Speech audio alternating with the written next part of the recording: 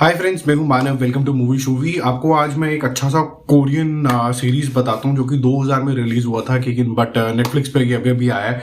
12 episode है। आपको थोड़ी सी मेहनत करनी पड़ेगी। इसको आपको कोरियन लैंग्वेज के अंदर विद इंग्लिश सबटाइटल देखना होगा। इंग्लिश या हिंदी में अवेलेबल नहीं है, बट इसके स्टोरी का जो कॉन्सेप्ट है वो बहुत ही ज्यादा अलग है।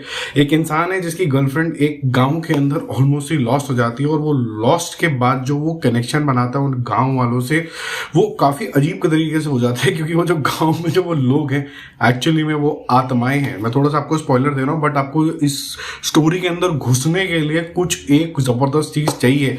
अब इन इंसानों को ऐसा लगने लग जाता है कि ये शायद एक्चुअल में मरे नहीं हैं, बट इन रियलिटी ये लोग मर चुके हैं, और हर एक की जो कहानी है वो इन बिटवीन लटकी हुई है, यानी कि द अदर साइड। और ये जो सीरीज है इसका नाम मिसिंग द अदर साइड इसीलिए रखा गया है क्योंकि ये जो जैसे जैसे इनके जो केसेस है जिस वजह से ये मरे हैं वो सॉल्व होते हैं, उस तरीके से जो आत्माएं हैं उनको मोक्ष प्राप्त होता है। ये काफी ज्यादा मैं कह सकता हूं कि इंगेजिंग सीरीज इसीलिए है क्योंकि जितनी बार भी आप एक इंसान के ऊपर फोकस करते हैं उसको मोक्ष प्राप्त करने के लिए किसी ना किसी एंगल से आप इमोशनल हो जाते हैं, चाहे वो उसकी लव स्टोरी हो या किसी की बीवी हो या किसी की सिस्टर हो या किसी का फ्रेंड हो। ये जितनी भी अलग अलग स्टोरियां आपको बहुत ज्यादा एंगेज करती हैं। एक सूत्रधार फॉर श्योर है जो शुरू से लेके एंड तक रहता है, जो अपनी गर्लफ्रेंड को ढूंढने आया है, और स्पेसिफिकली कुछ सीन आते हैं जिसके अंदर एक और इंसान इंट्रोड्यूस होता है जिसको आत्माएं थोड़ी बहुत दिखती हैं, और वो जो मैसेजिंग होती है, जो एक दूसरे के लिए लगाव होता है,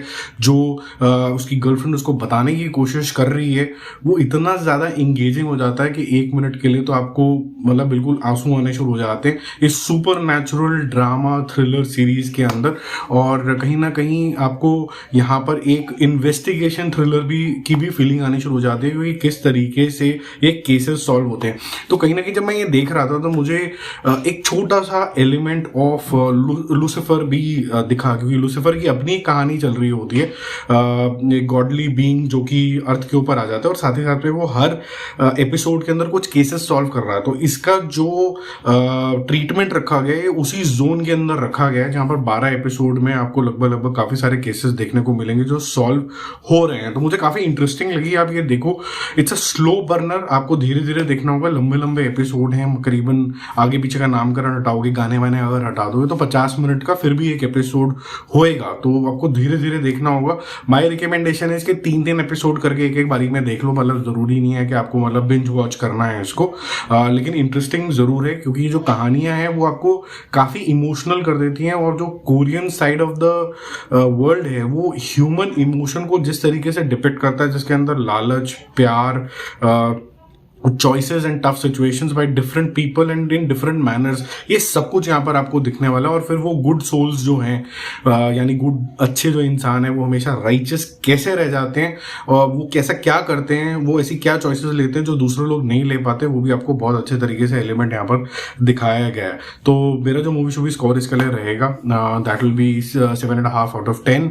ऑलमोस्ट अच्छी सीरीज है। शिकायत एक ही मेरी कोरियन से हमेशा ही रहती है, बहुत ड्रैग करते हैं, और स्पेसिफिकली कुछ सीन्स के अंदर तो इस तरीके का म्यूजिक आ जाता है जो थोड़ा सा समझ में भी कम आ रहा होता है, पर वो चलता चला जा रहा है, हमें समझ में आ गया मुद्दा। It can run faster. Okay, so अगर आप ये चीज इक्वेट करें all of us are dead, उसके अंदर भी मैटर छोटा सा, लेकिन हर एलिमेंट को अपने बहुत बड़ी एक रिपीटेटिव जोन के अंदर भी लेके आ गए थे। तो जो रिपीटेटिव जोन है वो थोड़ा सा लेस एंगेजिंग इसको बनाता है, बट अदरवाइज जिन जिन लोगों की स्टोरीज यहाँ पर सॉल्व हो रही है, मिस्ट्री सॉल्व हो रही है, और उनको जो मोक्ष मिलता है, जो मोक्ष मिलने का जो वो इन्फ्लेक्शन पॉइंट है, वो आपको बड़ा सेटिस्फाइंग लगता है। ऐसा लगता है कि आपने भी कोई जंग जीत ली है इसके लिए।